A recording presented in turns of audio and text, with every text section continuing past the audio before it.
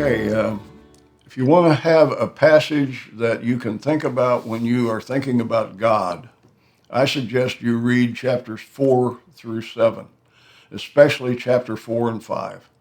It's a description of the throne room in heaven.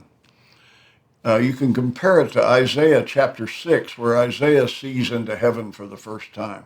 Here, John sees into heaven. He not only sees, a voice like a trumpet says, "Come up here!" Now, I did that because it was a trumpet, and trumpets are not quiet.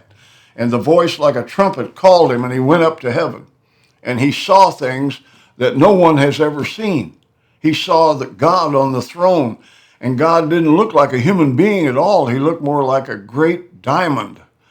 And there was a lamb in the throne, a lamb that had been killed but was standing in the middle of the throne. So it was Jesus in symbols standing alive after being killed. And when I think of this passage, I think of the four living creatures.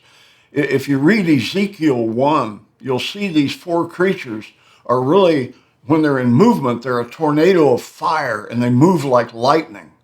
And they have four faces facing four directions. And they have many wings.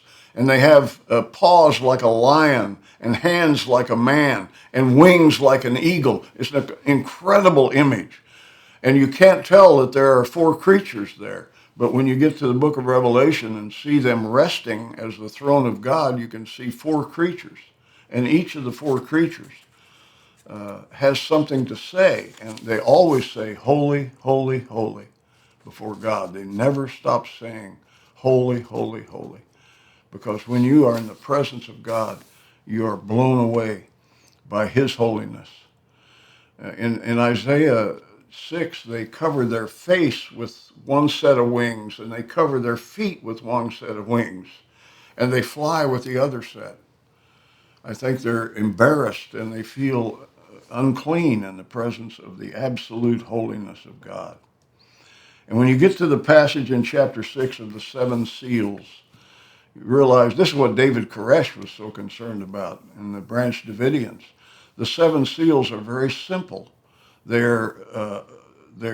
what the will and testament of God is.